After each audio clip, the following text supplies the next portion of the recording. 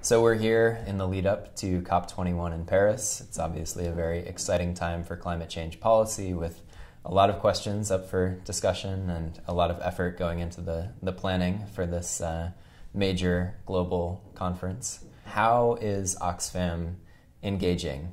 Oxfam really got into this game in 2007 when there was a big conference of the parties. What was different in 2007 was that there was a process that was established beyond the Kyoto Protocol, because the Kyoto Protocol did not include key countries like the United States. Right. And in many ways wasn't at the level where we needed to go in terms of emerging economies.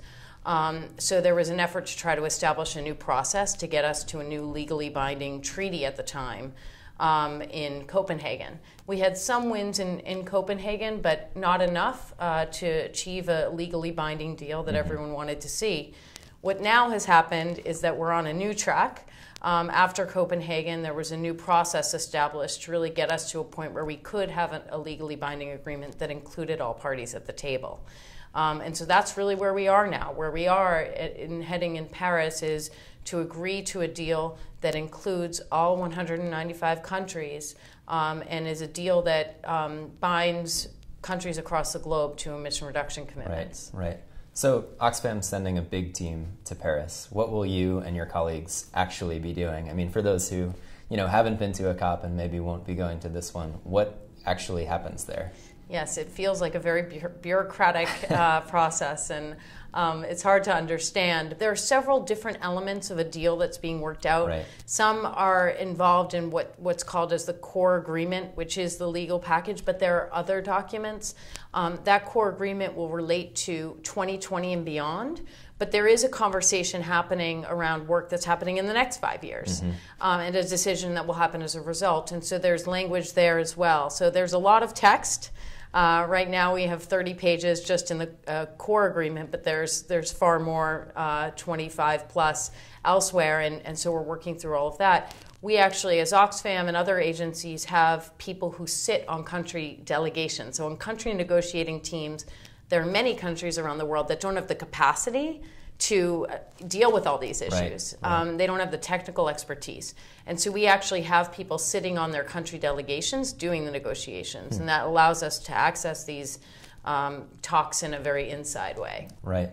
Is there also an issue of, in those countries, developing countries in particular, an issue of public awareness and advocacy that maybe isn't getting the attention that it needs?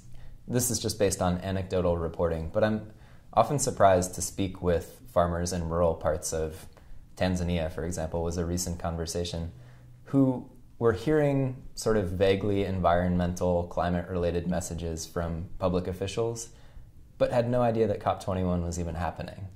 It seems to me there's sort of an information gap that needs to be dealt with. Well, it's gotten a lot better in recent years. We just saw the biggest mass mobilization happen in Africa just now recently, a few days ago in Kenya, around this moment. So people are getting the message.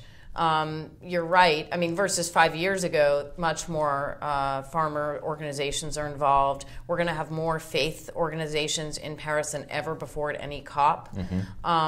So I think it's improving.